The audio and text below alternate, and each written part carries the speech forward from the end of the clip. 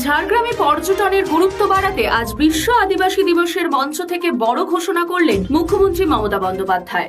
ঝাড়গ্রাম চিড়িয়াখানার উল্টো দিকে 64 একর জমিতে প্রায় 10 কোটি টাকা ব্যয় করে তৈরি করা হবে টাইগার সাফারি পার্ক। ঝাড়গ্রামে এই টাইগার সাফারি পার্ক হতে চলেছে শিলিগুড়ির বেঙ্গল সাফারি পার্কের আদলে।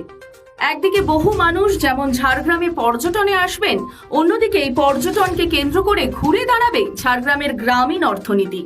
সব মিলিয়ে পুজোর আগেই মুখ্যমন্ত্রীর বড় ঘোষণায় খুশির হাওয়া বইছে জঙ্গলমহলে। আজ মুখ্যমন্ত্রী ঠিক কি বলেছেন শোনাবো আপনাদের। আপনারা জানেন ঝাড়গ্রাম আগে মানুষ আসতেন স্বাস্থ্য উদ্ধারের জন্য। ঝাড়গ্রাম জেলা, বাঁকুড়া জেলা, পুরুলিয়া জেলা জঙ্গলমহল টোটালটাই বীরভূমেরও কিছুটা পার্ট।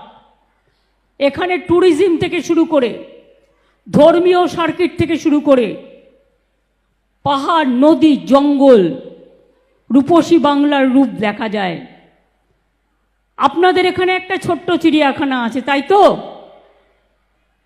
আমি আগামী দিনের জন্য আরও ট্যুরিস্ট অ্যাট্রাকশনের জন্য একটা বেঙ্গলের আমরা একটা ঝাড়গ্রাম চিড়িয়াখানার উল্টো দিকে যে 64 একর জমি আছে তাতে একটা টাইগার সাফারি চালু করব 10 কোটি টাকা দিয়ে, যাতে অনেক ট্যুরিস্ট আসে, দেখতে পায়।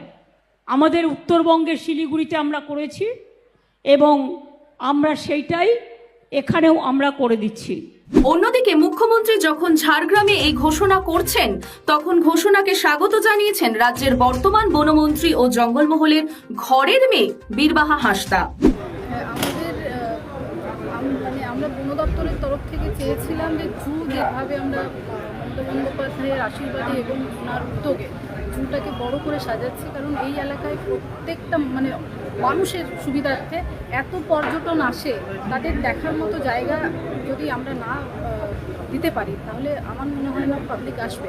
তো সেই পাবলিকের কথা ভেবেই এবং এই এলাকার মানুষের কথা ভেবেই আমরা জুটাকেও বাড়াচ্ছি। এবং টাইগার সাফারি, টাইগার সাফারি ওনার তরফ থেকে আমরা বলেছিলাম যে জুয়ের উল্টো দিকে যে জায়গাটা আছে সেখানে আমরা শিলিগুড়ির মতো বেঙ্গল সাফারি যেটা আছে সেই রকমই যদি একটা টাইগার সাফারি, কারণ জায়গার অনুপাত হিসেবে আমরা একটাই সাফারি করতে পারি, তো তার একটা আমার তরফ থেকেও ডিমান্ড ছিল ঝাড়গ্রামের মানুষের জন্য। তো আমি খুব খুশি আজকে মমতা বন্দ্যোপাধ্যায় আমাদের মাননীয় মুখ্যমন্ত্রী ঘোষণা করলেন, এবং আমি চাই খুব তাড়াতাড়ি টাইগার সাফারিটা শেষ হোক এবং কলকাতার থেকে মানুষজন আরও বেশি সংখ্যায় এখানে আসুক এবং এই এলাকার মানুষের উপার্জন হোক। সব মিলিয়ে বিশ্ব আদিবাসী দিবসে ঝাড়গ্রামের ঝুলিতে বাড়তি পাওনা টাইগার সাফারি পার্ক। খুশির হাওয়া জঙ্গলমহলে, খুশির হাওয়া পর্যটকদের মধ্যে।